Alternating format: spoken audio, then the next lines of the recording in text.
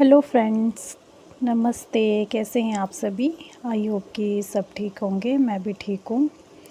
एक बार स्वागत है आपका मेरे ब्लॉग पर। तो शाम के टाइम आज डिमांड आई थी पूरे दिन भर बहुत ज़्यादा। तो शाम के टाइम हमने जो बची हुई पनीरी थी छोटी, तो उसके बीच हमने घास निकालने का काम किया।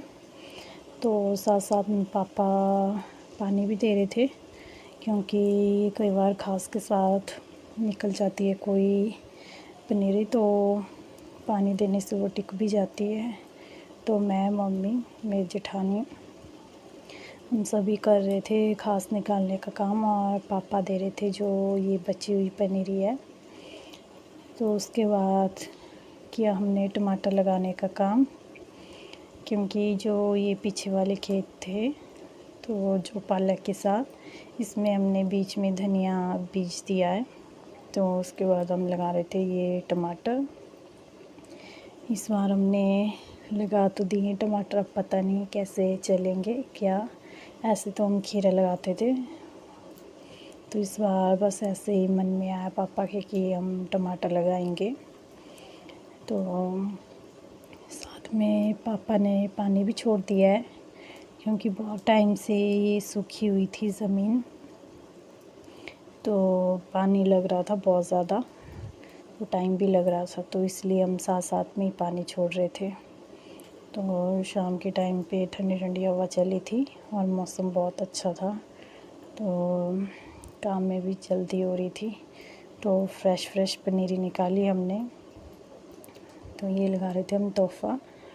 तो अपने पनीरी की बात ही कुछ अलग है। अपने मन से पनीरी निकालो, बड़ी निकालो, छोटी निकालो, जैसा अपना दिल करे तो लगा लो। ऐसा होता है कई बार अपनी पनीरी नहीं होती है तो दूसरों से लानी तो वो बहुत ही मुश्किल होती है। कई बार कैसी मिलती है, कई बार कैसी, तो किसी पर तवार भी नहीं होता है कि कैसी पनीरी है। तो मेरी जेठानी भी लगा रहे थे, तो साथ में मम्मी भी लगा रहे थे। तो बहुत जल्दी हुई क्योंकि कम ही थी पनीरी, तो ये हमने लगा दी है पनीरी सब जगह। तो पापा लगा रहे थे पीछे से पानी, तो उसके बाद हम चल पड़े थे पनीरी लगाने के बाद, क्योंकि हमें लाना था गाय के लिए घास भी। तो घास भी बहुत ज़्यादा हो गया है अब दोबारा से बगीचे में। वैसे ही पहले की तरह घास हो गया है। अब सर्दियों की बात नहीं रही कि मुश्किल से होगा।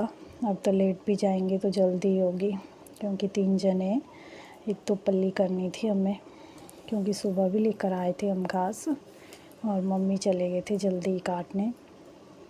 तो आज हमारी डिमांड रही बहुत ज़्यादा, तो लेट भी हो गए थे हम। लंच तक तो हमने पनीरी निकाली, उसके बाद आज लंच के लिए भी लेट ही हो गए थे।